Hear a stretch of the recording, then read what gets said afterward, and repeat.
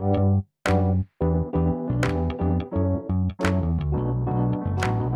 Powered by Riverside. let's go.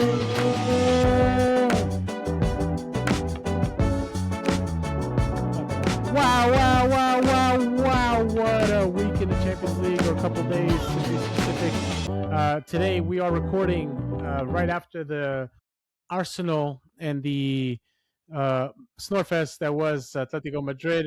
It wasn't as much of a Snorefest as we thought it would be. There was some action in the game, so Well, compared to but compared to obviously what we're going to talk about, the big game from Tuesday, that Bayern-PSG game, which was an amazing game to watch. I don't care what anybody that's a defender or anyone that's going to talk about how bad the defending was. That game was phenomenal.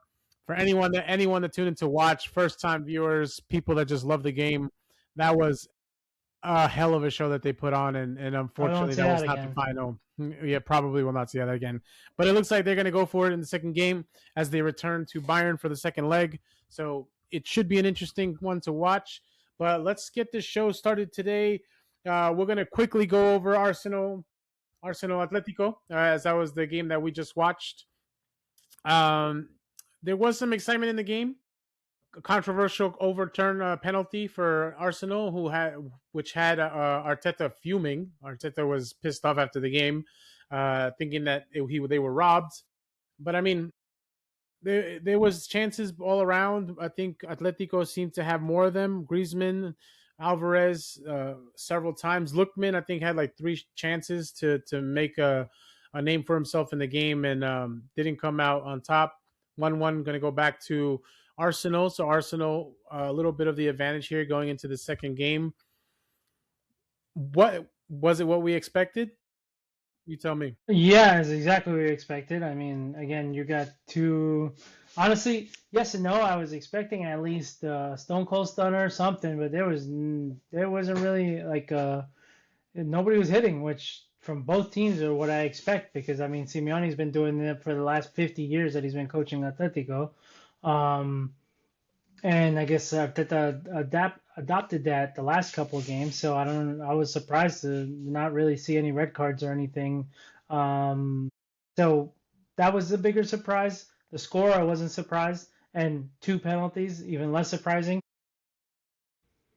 Yeah, it was almost kind of like, you know, I don't know, especially after the yesterday's game, it was just kind of like, well, this is what we expect. All right.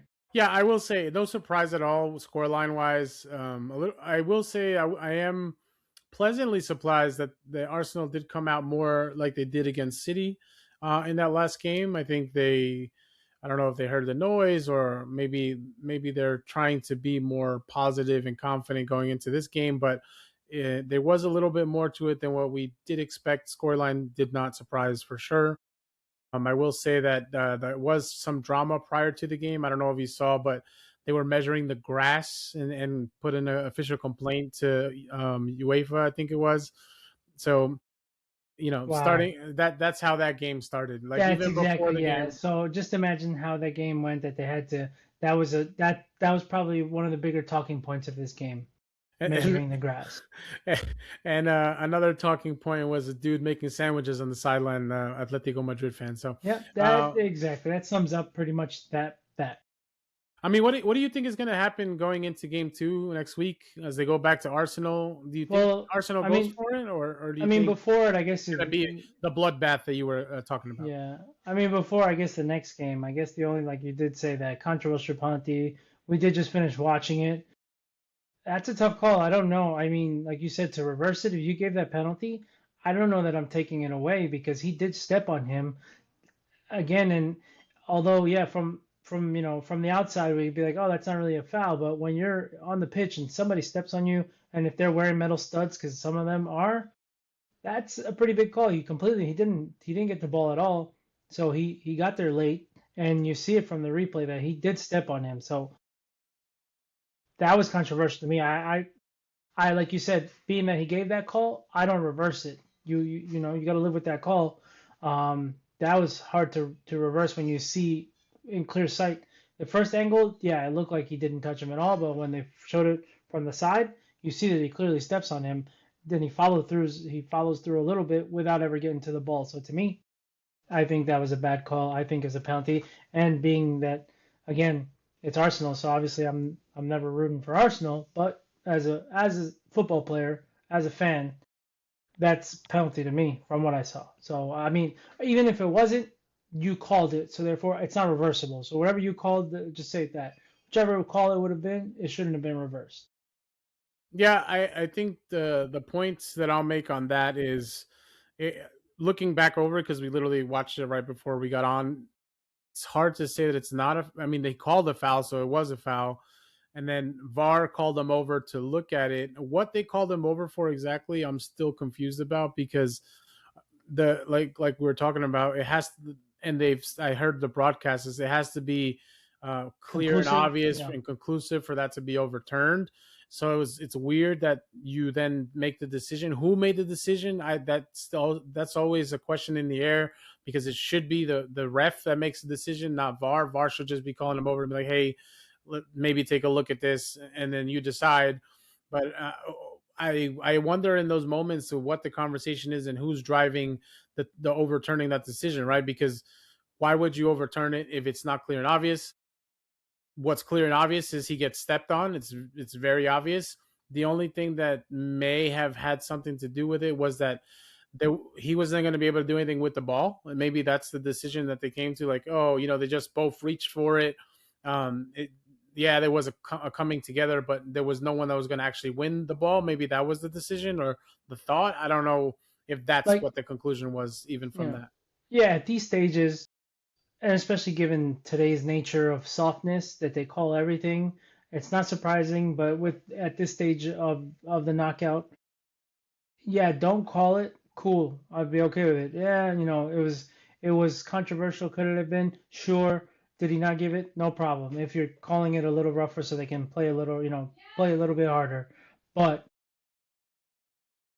Yeah, you called it, it so that way you at that point, like you said, you can't reverse it. Like so, yeah, yeah. I thought it was just a bad call for him to switch it around, but yeah, would I have given it? No, I but he think gave it. this year we've seen so much more controversy with referee decisions, and this is all around. Is Champions League, the handball and Champions League compared to what it is in the league, like it's so different, almost unfair, but at least a little more clear than it is in like the Premier League. So I think I'm okay with that, except for the one that happened yesterday against Alfonso Davies. Like I don't know if you saw that one Oh specifically, no, but yeah, so he we turns can and talk hits his. about that. No, yeah, we'll talk about that Yeah. next. But yeah, Yeah. So, I mean, yeah, we'll go into that one next. But yeah, I mean, I think expected outcome, unfortunate for Arsenal going back home, but at least it's a 1-1 tie. There's no one that has the advantage here. Arsenal should take full momentum into their game home and should make the most of it. So we'll see if they do. Any predictions for next week's game for you for that one? I will be taking a nap. Oh, score. I mean, somebody's gonna go for it, so I think it's gonna be a whole 2-1, maybe 2-1 one to zero. Arsenal? I don't know. I mean, Madrid had a good amount of opportunities to score with Griezmann. That deflection, that was just so. Eesh, I don't know. I mean, I think the French players have just been phenomenal in these knockouts. Um, so I'm gonna go Atletico. 1-0 or just to win? Yeah, goals I can't predict because I don't see. I mean, they turned it up once before on Barca when they freaking smacked them. So can they do it again? Maybe, but I don't foresee that happening. I wouldn't put my money on it, but I may just because nobody will expect it, so the odds would be good. But I'll say my prediction. I think there'll be more goals in game two. I don't think it's going to be as cagey yeah, as they people has they expect. have to go out. I'm going to go 2-1 to Atletico.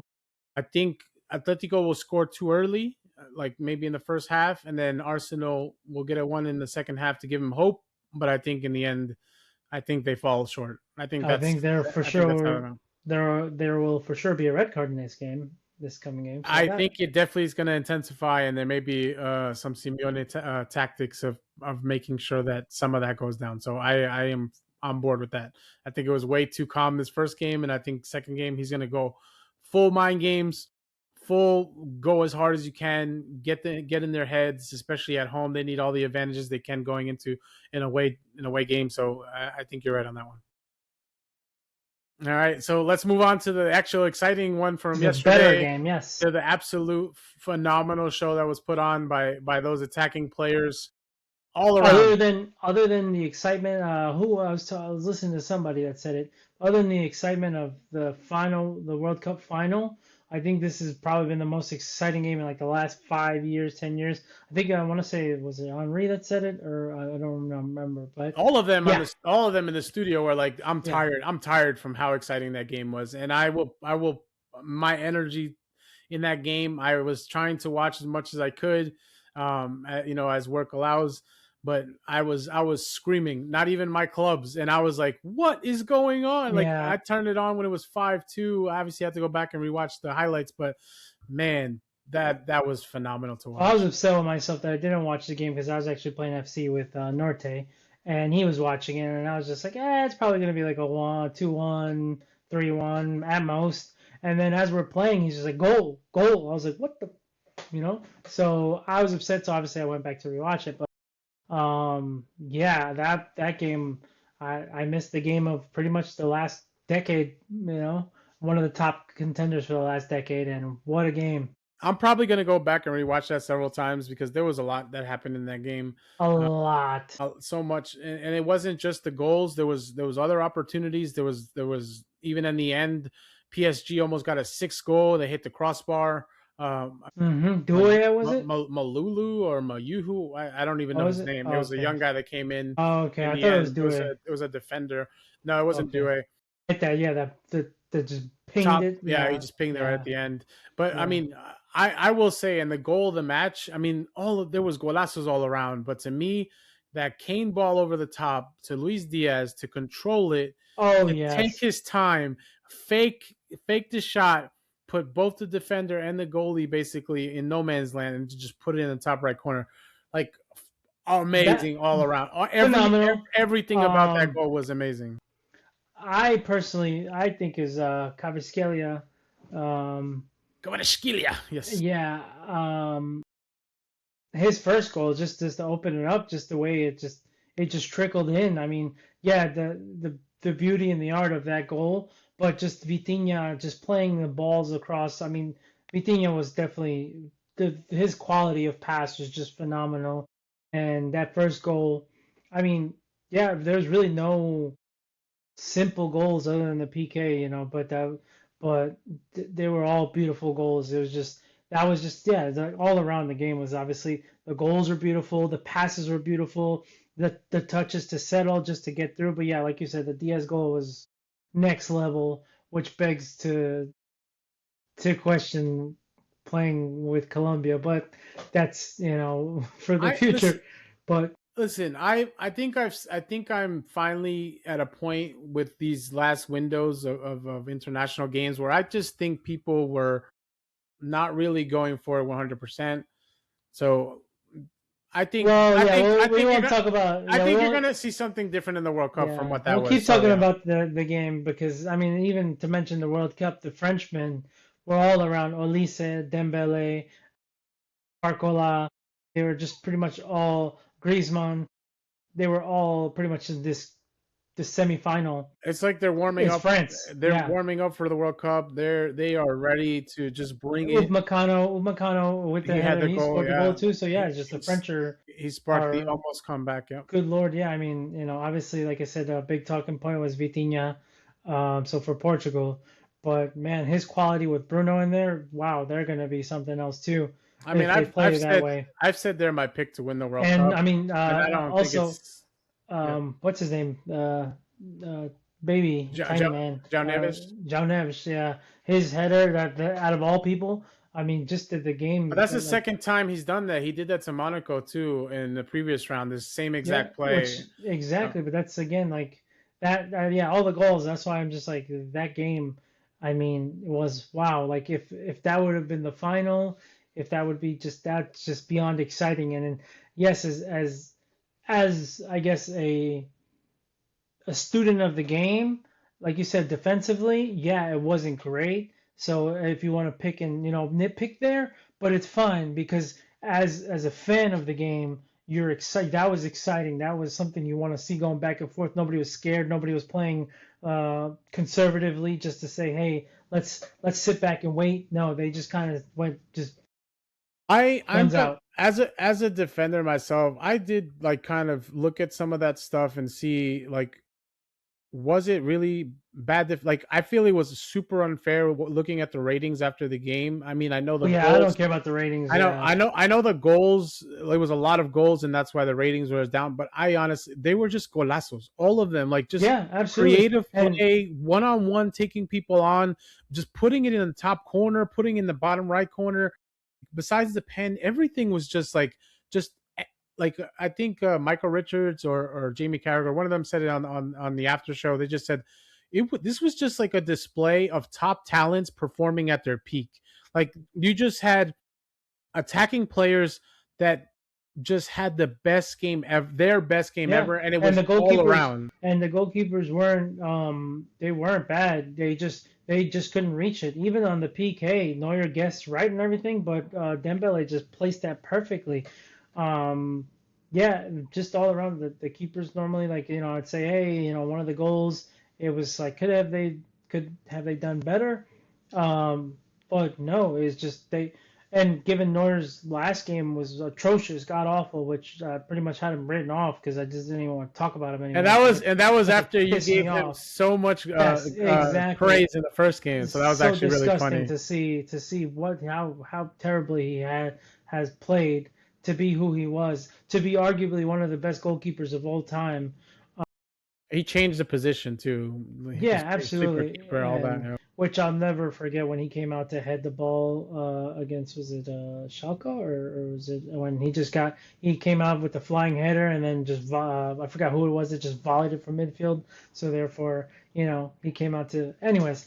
Um, but yeah, the game all around, yeah, that was honestly probably the best game that. And even if you haven't watched the game and you watch this show, go ahead and YouTube it and watch the highlights. It's 16 minutes long. If you want to watch the full game, go ahead because you won't be disappointed. That would be a game that, yeah, if somebody's watching for the first time, they're going to be like, wow, this That's is incredible. that's a game for those people that are just getting into it, or just maybe are always saying, there's never enough goals in soccer Hmm. and football.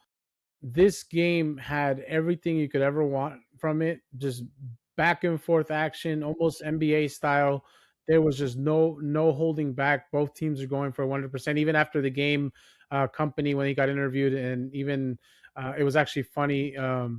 Luis Garcia, he was like, "We deserve to win. We deserve to tie, or at least shit. Luis Enrique, we deserve to win. We deserve to tie. We deserve to lose." Like he was just like, that's the type of game it was. I can't imagine how frustrating it is for him, like being up 5-2. You know, Yeah, that too. That completely forgot to talk about that. That yeah, I was like 5-2 because I knew the score because I already had seen it. But to know that they were down 5-2, like, and the fact that they almost tied the game too, that was yeah that and that they was and they just did it over the weekend. They were losing 3-0 in the first half, and the second half come back and win 4-3. Like that is insane. Like that team and the amount of goals they've scored this season. I think they're like three of them are like in the teens or 20s in goal scoring. They've broken the record for the Bundesliga, over 115 goals at this point. I think that attack is crazy, and they're going to go back to Bayern the second leg with that crowd, with all that yeah. confidence that hey, they put up five, but we Yes. can put up more than that if we Yeah. want to. Like that's I going to be mean, insane. I think this display was pretty much the display of the best wingers in the world. Um, you have Kavi, Dembele, Diaz, and Olise. Like literally, like you can literally say I wouldn't at that point be like, hey, if you have those four, which one are you subbing out right now? If you have a chance to pick somebody from any other team right now, I would keep those guys because they was beautifully played. It was phenomenal. That was a beautiful display by them and showing how the wing play um, the wing play dominated this game. That was just absolute. And like I said, I mean, of course, the passing to them, but just the skill and quality for them to just dominate. And obviously, yes, like yes, this is what they get paid to do and everything. But the next level, like you said, just that Diaz goal, just that ball to, and then to do it on Marquinhos, who is experienced, who is a quality center back, and he's still up there to do something like that, and then just to place that ball past, you know, past the keeper Yeah, was next level. Yeah, for yeah. sure. There's so many details of the game that we can get into, but this episode would become like 2 or 3 Yeah, hours, so no, we're not yeah. going to go We're there. already But 20 just minutes in talking about two games, and yeah, yeah. so I'm looking forward to leg two at Bayern hmm to see how that turns out, to see how much gas they have left in the tank. I think both these teams, Bayern has already won the league, I think already. So their focus is solely this, and just there's just so much talent on that field. Two two teams that, like you mentioned, are going to have players that are going to stand out in the World Cup as well for France and Portugal. Just Colombia maybe. in Colombia, maybe just to tie that all up is just you're looking at the world's best just doing their best Those two and teams for just sure. and giving us something to like really like love. Why the reason why we love the beautiful game, the world's beautiful game, why we named the podcast what we did, because watching that is why we're so passionate about all of this, and we hope that at some point in our lifetime we get to see more of that here in the States. It may take a long time, but that's what we hope for. That a game like that is why we hope you get excited to watch. Why we hope the World Cup will be just as exciting. Forget all the bullshit that's happening around they being here in this country, Yeah, in these three yeah, yeah, countries. But yeah. that's really what we hope for. And the Um, worst World Cup song ever, of course. But anyways, yeah, let's yeah. talk So about let's go into the Premier League now, which yeah, was just not as exciting, somewhat exciting, but still crunch time pointed you know down. Yeah. coming down to the last handful of games left. I know you want to go into. We'll just quickly mention Yeah. Arsenal barely getting a win there. Yeah, To squeaking by to still. to I mean, do I can't. Can we say? I guess well, they're obviously top of the table, but still tied at the top of the table. So therefore, still a fighting chance to win. they're keeping the pressure on City to perform. So for Yeah. them, good result because Yes, no, no, shit because as it 1-0 was. is not enough because it's the goes on goal differential. So City turning up and so Yeah, I think a winning result. Yeah. the pressure is just on that City has to get the points. Yeah, the hmm goals is going to Yeah, be yeah, yeah. their downfall if they go toe to toe. hmm I think the one game we really want to talk about is, or the team that we really want to talk about in this one is Tottenham, obviously. I guess the two teams at that point would be the two games because the two teams fighting to pretty much stay. Yeah. West Ham and Tottenham, yeah. Uh-huh. So real quick, Tottenham giving it their all, Squeaking by, yeah, giving it their all to getting the you know 1-0 victory there, full. Yeah. to give them a chance to stay out of the relegation zone, and they were there for like 10 minutes until West Ham went up in their game, and then really probably deflated the sails of Tottenham fans, the Tottenham team, who's I think I don't think they can give any more with how And at this depleted they are. point, what just happened And Xavi Simmons going down, not just for Tottenham, but for for the Netherlands? Netherlands Yeah, going into the World it's Cup. But another injury for a team that already I think has 13 players injured, which is insane. Madison is barely just getting back, and he's a talented as hell player, but I don't know that that's going to be enough now with losing another one, trying to 4 games left in the season for them to try to stay up. They yeah, have a big challenge ahead of them the rest of the way. yeah. It's gonna be rough. I don't think they pull it off with all these injuries, and I think West Ham are gonna keep fighting all the way, tooth and nail to the end to stay up top. So I don't see. Well, Leeds also performing, getting wins, and Leeds Yeah, is getting points so at the end. yeah, like I said, this crunch down to the last few games is important because these teams are either fighting for spot for more money for Europa League, the other So much money that whatever Tottenham has conference league, that whatever. Yeah, stadium, yeah, the Europa Conference League, yeah. Nobody cares the about Europa Europa League on that League. one. I Yeah. mean, but for them, it's money, and Oh yeah, exactly. in the end, that's what matters to these And from clubs. what I saw, Tottenham was the fifth most expensive team in the world. So that for that to happen, for them to if they get relegated, that would be insane for That the team, fifth most expensive team in the world that to team's be about to go into bankruptcy after that the season if they stadium. don't stay up. Absolutely. So that's going to be it's going to be sold. That's what's going to happen, It's gonna and be somebody's going to a buy it up. it's gonna be a fire sale on their players too. That Yeah. squad's gonna lose. Van de Ven is probably going. Pedro Oh yeah. Porro's probably I'll take going. Van de Ven at United. I take Pedro Porro too because you never know with Luke Shaw when his injuries Yeah, if he's that's gonna true. last. So So I mean, a lot of those players will definitely be sold. Somebody with oil money will definitely buy it. Uh, yeah. yeah, Therefore, that team, you're not wrong there. somebody, yeah, they're gonna be like, oh, that's gonna be a bargain here, and then we'll bring them up.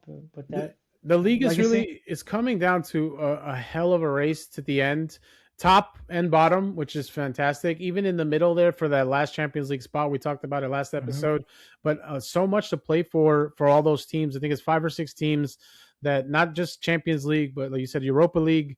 The conference league, there's so much money on the line there for all Well, those and teams, and they're really fighting. Like no matter what your schedule is, everyone's fucked.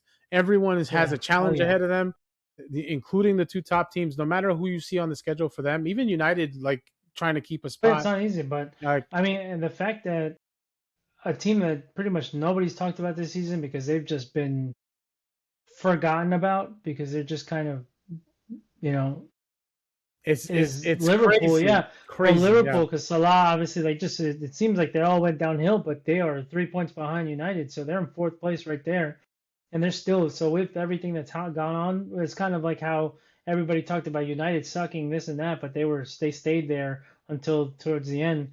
Obviously this season changed up, but that's kind of how Liverpool's in that boat this year that they pretty much have been written off, forgotten about it. You even when you think about Liverpool, you'd be like, where are they at? Like 10th, 11th, 12th place? No, they're in fourth place.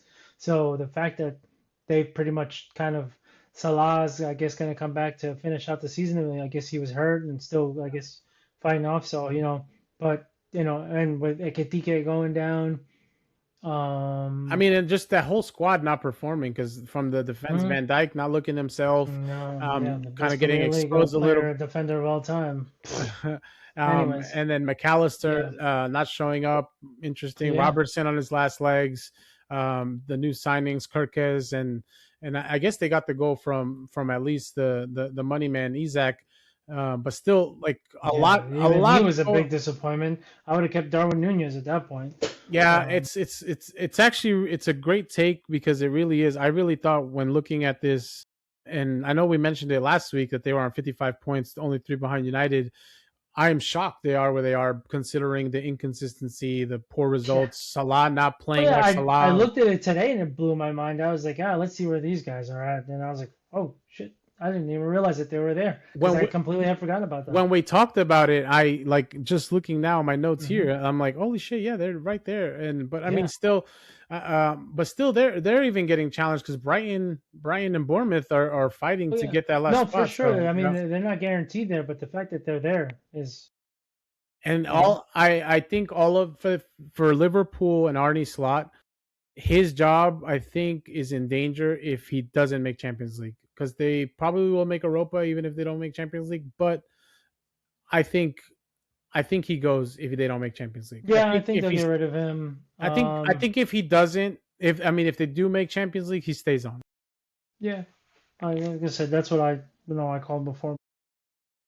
Yeah, we'll see. But that's pretty much the excitement for that week. There wasn't anything too crazy. Obviously, I mean, being United fans, United won. We don't really gotta talk about it. It's cool that they could keep in game. At this point, I don't even want to add more to it. They No, got no, the yeah. results. It's all we Hmm. need.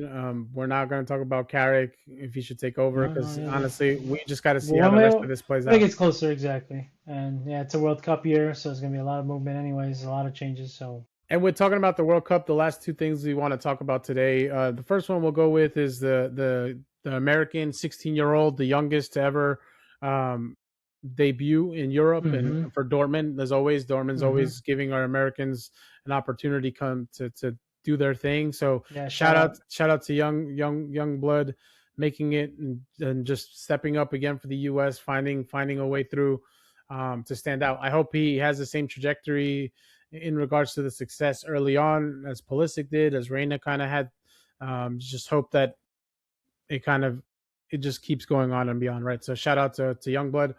And then the last thing is really just a change that I shared with you that I saw for the World Cup, that they're thinking about, or they are going to reset the yellow cards after the group stage games, which I think is a I love it. great rule change. I I think love it's a it. phenomenal rule change. I think for what this game is, you only get it for a month every 4 years. The last thing you want to see is players not being available to play. Hmm. I get that, there's discipline, and I get that you want Yeah, to make but sure that the rules are the rules, but I think I think that's a great call. I think it's great because again, especially nowadays with such soft calls, it's easier to get yellows for stupid things or for little things. Yeah, like you said, I mean that gives the opportunity for players to play harder.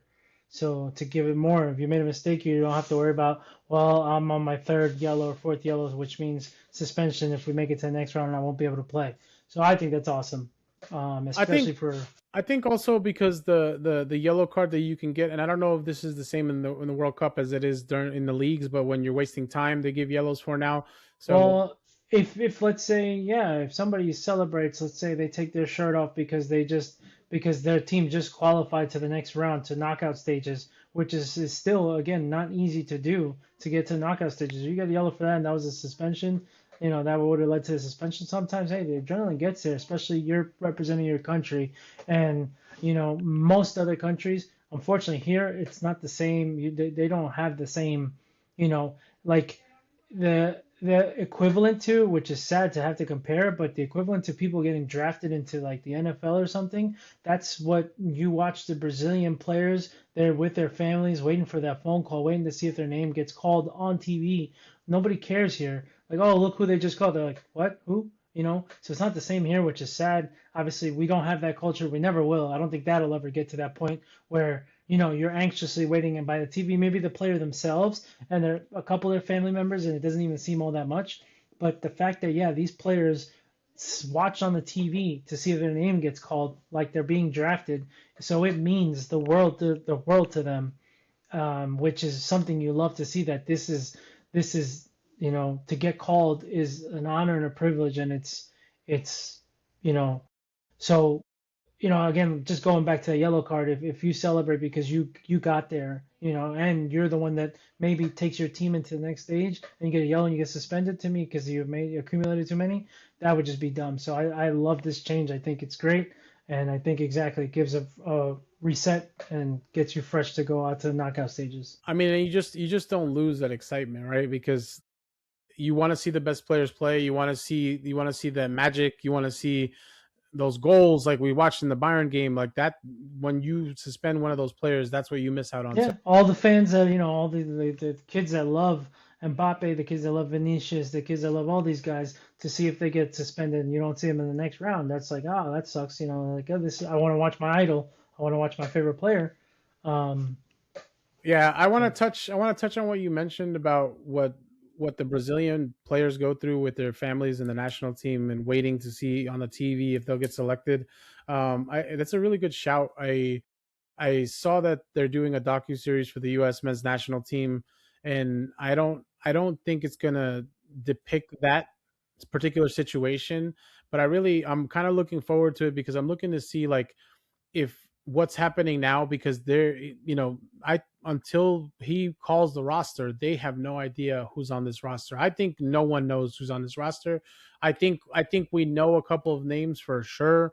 McKennie, Pulisic, plus, yeah, Balogun, like those guys guaranteed. But and it's because they've earned it this season. Whether or not Pulisic's had a bad second half of the he's season, our captain. He's gone. he had a great first half of the season. First So half, absolutely. so No, and like I said, it's not to me. I'm not saying anything on the players because I know the players obviously as a player, you're excited and you're nervous and so even for the U.S. team, so you want to get there, but I don't. They're it's not going to be like their family. Like let's say for instance, our household with all our family, had one of us gotten a chance to get a call, it would have been on TV the same thing. We would have had a freaking it would have been a party too, just like. But I don't think you're going to see that with 95% of the U.S. national team players. I So that's kind of the point that I wanted to get down to with that is that I hope we do get to see it. I hope the same way that Brazilians and their families are together. I hope these boys come over here too, because it'll. I'm sure it's going to be at a point where they all maybe come back home, or maybe they're with their families, and I hope they do post that and show that, because I think the kids that are watching, those of us that are really into the sport, into this beautiful game, like that's what we want to see: the pride, the joy, the love, the like, just the tears of joy to get selected to represent your country going into a big World Cup. 94 was big for us. We were young, but I think 2002. it did so much for us. 2002, I still get chills, like you just mentioned. Literally every Mm-hmm. time I think I about remember that, when it was Japan. I remember we just were waking up at 3 or 4 in the morning to watch it as kids. the Donovan goal against Algeria after the 2006. throw from Tim Howard. So all of that, just to wrap it all up, I hope what happened in that Bayern PSG Yeah. game, gets people going, Mm-hmm. gets this pride, this going into these last few weeks of the season, and then awaiting that final roster for the U.S. And sorry to tie this all down to the U.S., but at the end of the day, that's where we're from. Yeah. We're born No, we here. want That's we who we want our support. team. We want our team to obviously be up there, and obviously we love the haters because people are going to hate on the U.S. because they're like, oh, you Americans aren't soccer, they're not fans of soccer. And yes, we're not as a whole there compared to other places. Not, we'll never be there because we have too many big sports here for us to have enough of a concentration on like for it to be the culture here. It won't happen. But we have a big enough amount of fans to make it our own culture, to make it big enough, to make it. I mean, again, we will never get to Europe and South America level because that's not the culture here. But we will make it big enough, and it's already gotten pretty big. And if even people just for the World Cup decide to jump on the bandwagon and be fans, we'll take that. That's our culture. That's what we'll be fans of. That's what we'll take with us. And obviously the English, the Brazilians, the Argentinians, the Germans, they'll be like, well, you guys, that's cool, but we have, and you'll still be talking about us because everybody still will talk about us. And we won't be Italy. And on that note, we will end the pod. And I I wish I had hope some you guys are pasta. watching. I Break that hope you pasta. guys are watching. Subscribe, like, follow, all the things. Help us get going as the World Cup is approaching the end of the EPL season. We're going to continue to be here every week. We'll continue posting. I have a take on that Arsenal, and I'll leave it there. But anyways, thank you for watching. Thank you for listening. Have a good one. Enjoy the beautiful game. Love you guys. Peace out. Deuces.